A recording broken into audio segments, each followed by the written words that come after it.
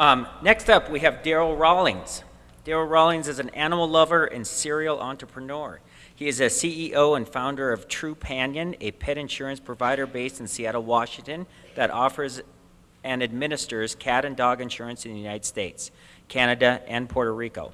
Darryl's appreciation of the special relationship between pet owners, and veterinarians led him to invent a new kind of pet insurance, and he has brought transparency and value to the pet insurance business. Trupanion is an industry leader not only in the terms of its product, but also in terms of its organization. In order to provide high-quality customer service, Darryl developed the concept of territory partners who work closely with veterinarians. In 1994, Darryl founded his first business, the Canadian Cigar Company, as an international importer of over 1,000 varieties of quality cigars. The Canadian Cigar Company served international cigar club proprietors, four-star hotels and bars, exclusive golf resorts and retail stores. Darryl successfully grew the company and sold it in 1999. He used the proceeds from the sale to found Trupanion in 1999, and between that time and 2005, Darryl refined his pet insurance product and business model in Canada. In 2004, the company became the first profitable North American pet health insurance provider, and later it had grown to over 4% per month from the previous 24 months, with the highest rates of retention and consumer satisfaction in the industry. In 2005, Darryl decided to expand into the United States and to become the first North American pet insurance provider to become licensed to it with its own underwriting. Darryl balances the time between building the world's best pet insurance company and his family, wife Caroline, and their two young sons, Sam and Bennett.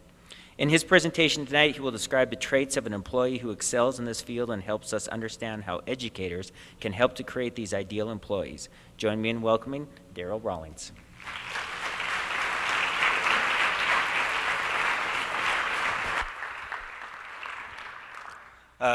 Thanks. So I've only got 3 slides, but I'd like to start off by kind of letting Mary know that you did a great job pinning me down and recruiting me 6 months ago to come to this event, but that intro was horrendous. I don't even know who that person was, but very quickly, I'm with a company called Trupanion. We provide medical insurance for cats and dogs. I think I was brought or asked to come here because we are a typical small company that where many of your students may eventually try to get jobs. For the first 7 years of the company, we grew to about 10 employees, and in the next 7 years, we've added about 500 employees. We're adding about 25 employees a month, and we've got, hopefully I'll give you a little bit of insight on what we look for in trying to find an employee. I think you're going to be probably surprised for the next couple days, because I saw nobody, at least I don't think anybody knew what people were talking about, and we're down to a very small number of themes. And so I'll start in and kind of go to the next slide here, which I have my pointer. So on the flight here, because I was really well prepared, I wrote in my little phone device what was it that I was going to talk about. And first of all, I've hired and interviewed hired probably 300 people in the last number of years. I have not read a single resume. What we're looking for at a company are people that can solve problems. We've heard that over and over again. We're looking for people that, as we say, don't come in knowing, but they have the ability to learn. And it's really simple. You can't read that in a piece of paper. I get really excited. People will bring out the resume and say, "Oh, you don't have my resume." And it's like, "Oh, well, what font did you choose?" I actually find that the further they go down the road, and we've got some overachievers that went to Harvard and Duke and wherever Jeff went to. The reality is, the further you get along in education, the better you are at taking tests. And you are probably at the point of taking tests really well that you get to the next point, which we talked about earlier. You don't have the ability to fail. I mean, I have people that come in and they've got, I went to Wharton, I went to this, I did all that stuff. And you hire these experts, and these experts, they sandbag everything.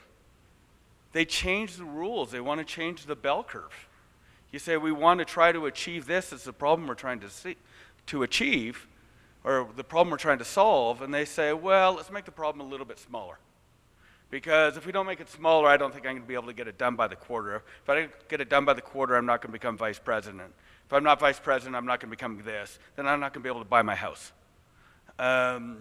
We need to have the ability to have people solve problems, be critical thinkers. We need people to be able to work well. And I think if you can get through this one issue of trying to make people comfortable to fail, that's a benefit.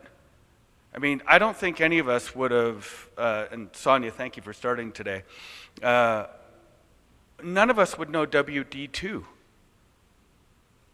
I mean, if it was that easy to create, there'd be a bunch of other products. Coming up with things that are really, really difficult is the biggest challenge in innovation. 16 teams collaborating to come up with a little telephone or a little module for the camera. That's difficult. And I think that's what we need to learn. I've been fortunate you didn't get in my long extended bio, which was odd, but for many years I sold telecommunications equipment, and I traveled around the world wearing suits, growing beards, trying to look older. And I remember being in China, in Beijing, and this was in the early 90s, and the road was 12 lanes wide, and there was 2 lanes of cars, and there was 10 lanes of bicycles. And it was my first time ever going to China, and I'm like cruising in, and I was in my young 20s, and I'm going to sell some stuff. And I looked beside me, and it was rush hour, and there was a family driving home. And the family in China in the early 90s was, dad, mom, and a son. There wasn't many daughters around then. And they're all 3 of them on a bicycle, and they had a television set. And they were on their way home with the television set, and I could tell right there that the superpower of the world has changed. I mean, everybody back home would have been complaining that I had to share my bicycle with 2 people, let alone 3. That I'd be excited to be carrying a television home because I worked so hard to get a television because I've got a chance of being in the middle class. So we've got to, when Mary asked me to come and talk, I didn't know how I'd be able to contribute, but I was passionate about it. Education is really key. What you guys need to figure out the next 5 or 6 days is going to be really important. And by the way, as I said, my kids are 8 and 10, so if you could solve this quickly, it would be great. And then the last thing I would say is we are looking for people that can use data to help make decisions, because data helps inform us that we're failing, which is great. Let's applaud that. But then how are we going to take that and take learnings? How do we get to become WD 12 and 13 and 14 and 15?